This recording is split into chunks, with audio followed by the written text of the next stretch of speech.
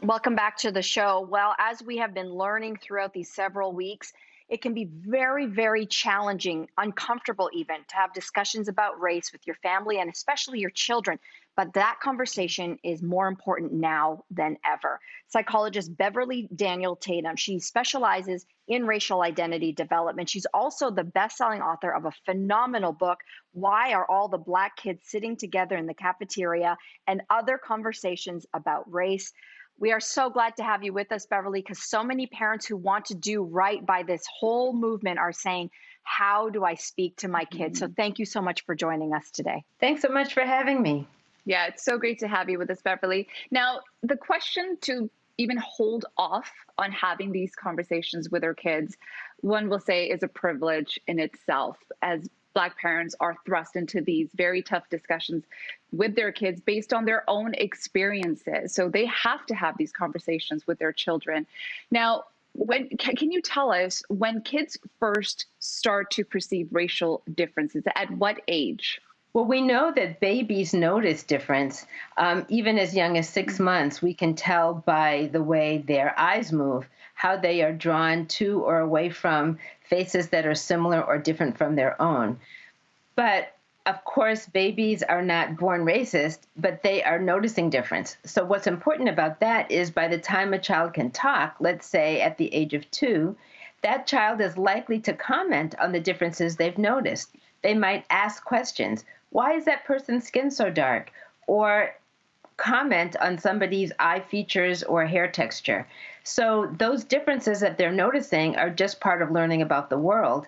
The attitudes associated with noticing difference, what we might think of as the early prejudices that children are starting to absorb, the racist ideology that's in the air that they're breathing, the information that they're collecting from the books they see, the TV they watch, the comments they hear, or just the feelings they pick up from parents. Do parents tense up when they're around people who are of a different racial or ethnic background than their own? All of that is conveying messages. So really, by the time a child is 3 or 4, they're already starting to have some basic understanding of racial hierarchy. So a lot of parents I hear say, they're trying to raise their child as being color blind. We hear this a lot. And what you say is that in raising your child to be color blind, you are actually making them color silent.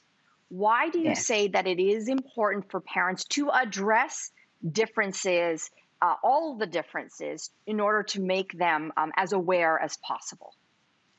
Well, as I was saying, preschoolers, toddlers even, might comment on the differences they notice. Let's imagine a young white child in a grocery store with a parent, and that child sees a dark-skinned person, maybe for the first time if they live in a mostly white community. And that child might say something like, "Mom, why is that man so dark?" That parent is likely to do this, shh, to hush the child. Mm, And that impulse, mm, you understand why a parent might feel embarrassed in that moment or awkward, but the hushing tells the child there's something wrong with what you just said. There's something wrong with mm, what you just noticed. And so if you get hushed a lot when mm. you're asking these questions, you start to realize I'm not supposed to mention it. Not that you don't notice, you just learn to be silent about it.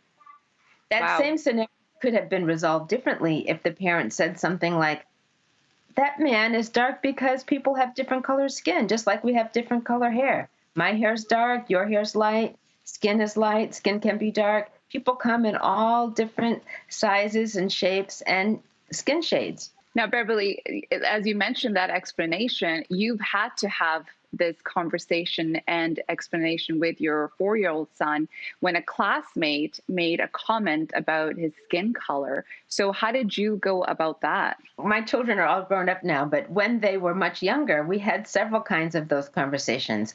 The first one happened when my oldest son was about 3, and a child in his preschool told him, "Your skin is brown because you drink chocolate milk." And when he came home, he asked me if this was true. So, of course, I had to explain, no, it's not true. Your skin is brown because you have something in your skin called melanin. Everybody has some, Mm, even Tommy, the kid who asked you the question.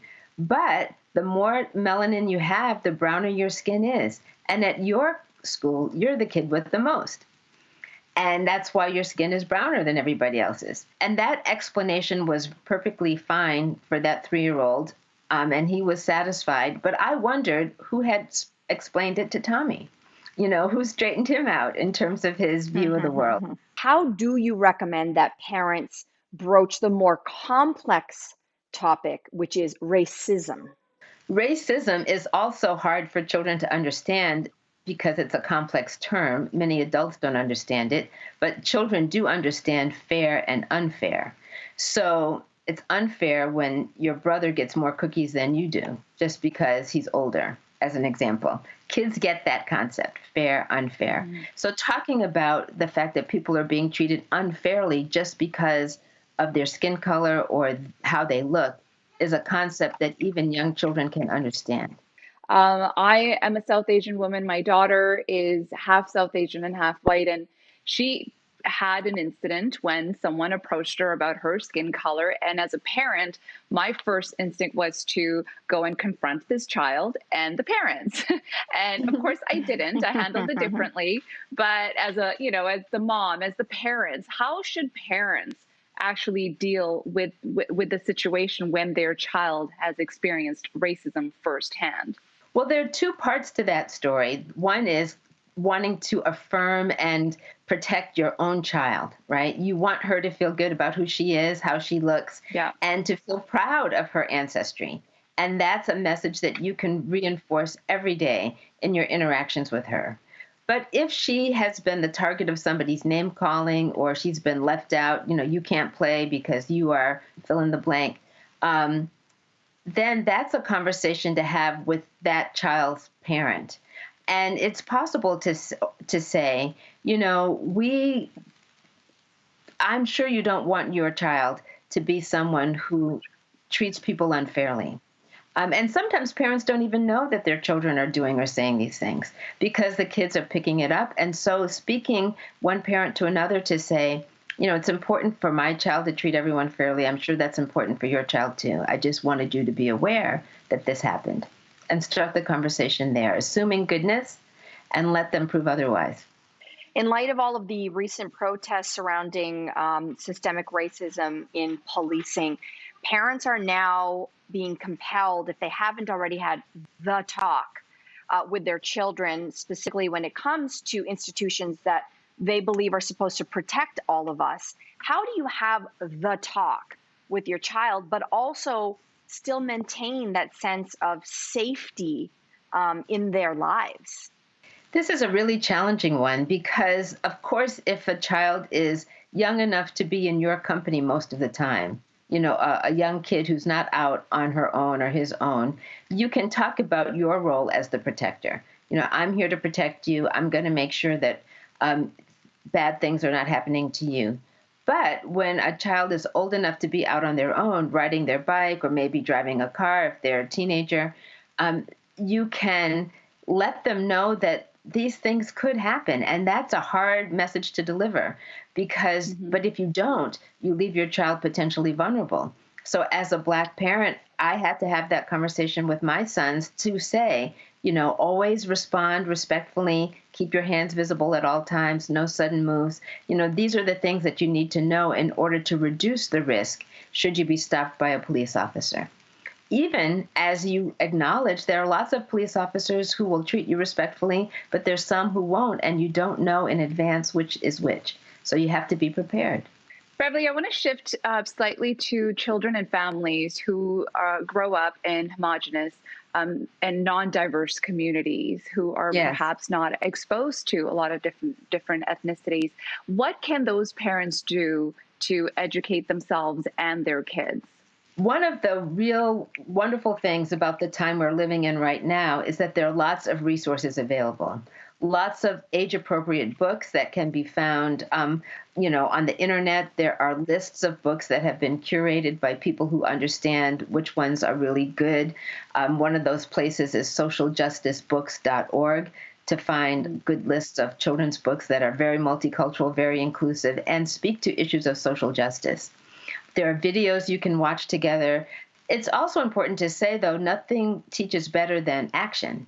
So, to the extent that parents can expand their own friendship network so that their children have the opportunity to engage with people different from themselves, they're really helping them be prepared to live in what is a multicultural, multiracial society. What a fascinating discussion. Your insight has been Mhm. amazing in all of this. Beverly, thank you so much for joining us today. It's been my privilege. Thanks so much. And we want to remind everybody that Beverly's book is called Why Are All the Black Kids Sitting Together in the Cafeteria? I highly recommend it. We'll be right back after this.